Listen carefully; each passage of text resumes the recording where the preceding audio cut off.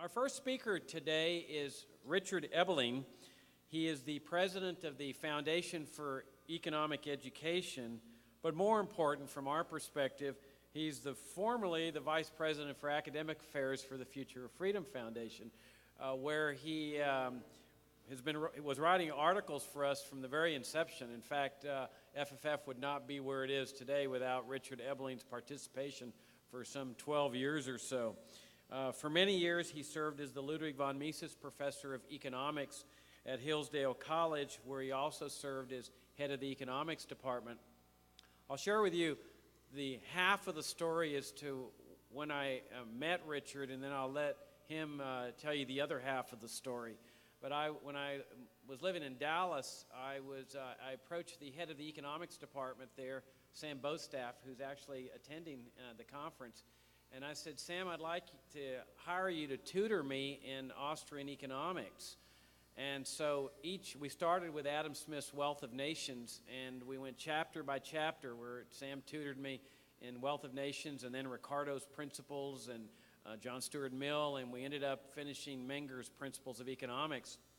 And at that point he says, well, as much as I like getting paid for this, I in good conscience have to turn you over to this guy that I just hired here in the economics department, because there is no one that knows more about Austrian economics of your age group than Richard Ebeling, the guy I just hired. So at that point he turned me over to Richard, and we did a chapter-by-chapter analysis of human action. So it was a great thing. I mean, I got a really solid foundation in economics and Austrian economics from both Sam and Richard. And we've been friends ever since. The title of Richard's talk is The Importance of the Marketplace of Ideas in Both War and Peace. Richard Ebeling.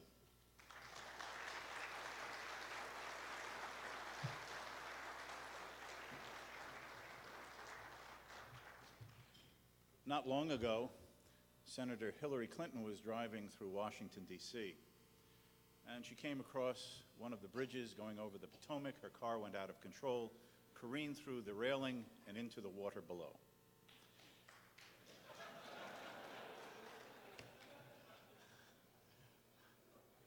I like the crowd already. As the car sank into the water, 3 young boys were on the shore fishing, and seeing this, pulled off their shoes and took off their jackets and dove into the water, went below the surface, were able to get her out of the car and bring her to shore. As Hillary revived consciousness and oriented herself, she looked at these 3 young boys and said, I bet you don't know whose life you just saved. Why, I am Senator Hillary Clinton of the state of New York, and I can't tell you how thankful and grateful I am. In fact, to let you know how thankful and grateful I am, I will see that each and every one of you gets that which you most want. What is the little dream, boys, that you have? And the first little boy said to her, well, Senator Clinton, I've always wanted to go to Disney World. No problem. When I get back to my office, I will see that my chief of staff arranges that you and your entire family will have a week's vacation in Orlando, all expenses paid at my expense, to Disney World. She turned to the second little boy, and she said, well, what would you like? And the second boy said, well, Senator Clinton, I'd like a new bicycle. No problem. When I get back to my office, my chief of staff will go on the internet and see that you're bought the best, the finest, the most excellent 10-speed bicycle on the market at my expense. She turned to the third boy and said, well, what would you like? Well, Senator Clinton, I actually would like an electric wheelchair. An electric wheelchair? Why would you want an electric wheelchair? You look fine. Yes, but when I get home and I tell my father whose life I saved, he's going to break every bone of my body.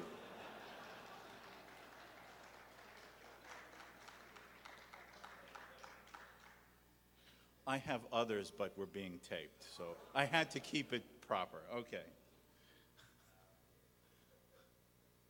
It is a pleasure to be here, and it's a special pleasure to be participating in a conference being put on by the Future Freedom Foundation.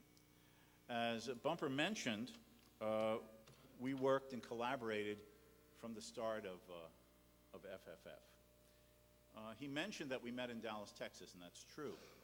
Sam Bostaff, who is the head of the economics department at the University of Dallas in Irving, Texas, had recently hired me to be one of the professors in the department.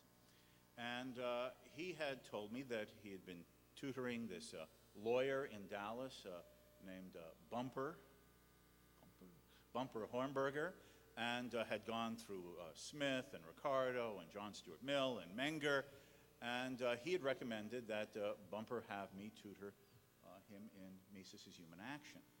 Well, at first, I was very reluctant to do this. I had just come on to this new job in the economics department. I had been assigned classes by Sam, some of which I had not taught before, and there would be the time required of me to do my thorough and proper lesson plan preparation. But then Bumper came by and talked with me, and he told me the fee he'd be willing to pay to tutor him. So I couldn't resist this as a supplement to the salary Sam had offered me. And so I decided to take on the job. Now, at first, I was very diligent. We were going to go through Human Action chapter by chapter. I carefully, before our weekly meetings, would read through the chapter again. I would make a little outline for myself so I could go through the points for us to discuss. But I soon realized after a couple of sessions that I didn't have to do any of this. Because while the sessions for the first 10 or 15 minutes would focus on Mises' ideas, the discussion would soon and the conversation would soon get deflected into Bumper wanting to ask me just general libertarian questions. Where do you stand on this? And why do you hold these beliefs? And you sure you don't leak on here? And are you sure you're consistent there? And even more, when we would finish these sessions, he would say, let's go to lunch. And he paid. Now, this went on for a couple of years. And then he suddenly comes in and announces that he's leaving Dallas, that he's been offered the job as Director of Programs and Seminars at the Foundation for Economic Education. Now, I was heartbroken. I was getting good pay for no work and a free lunch. But soon after his move to FEE, in that role as Director of Seminars, he in fact started inviting me to be among the summer lecturers. And that continued for another 2 years. And when Bumper decided to leave FEE and found FFF, he called me up one day and he said what he had in mind. And he said, how about being the Vice President for Academic Affairs and begin this new foundation with this publication, Freedom Daily. Now, early on, we decided that we were going to take the most principled, consistent, and uncompromising position we could on every issue that we decided to handle. But we soon realized that in doing this, we would be pushing away these people and those people precisely because of our unwillingness to waffle or compromise or sort of be inconsistent.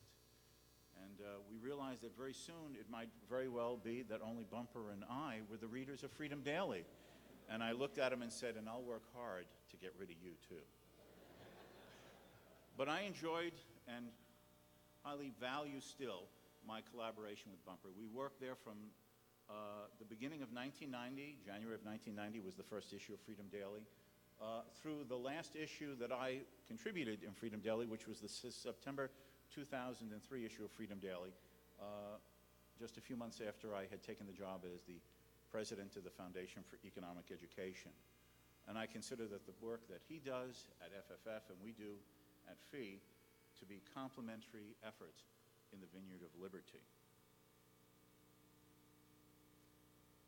In 1951, the founder and first president of the Foundation for Economic Education, Leonard E. Read, published a pamphlet called Conscience on the Battlefield. It imagines a young American soldier dying on a battlefield during the Korean War, who enters into a final exchange of ideas with his own conscience in the moments just before his last breath.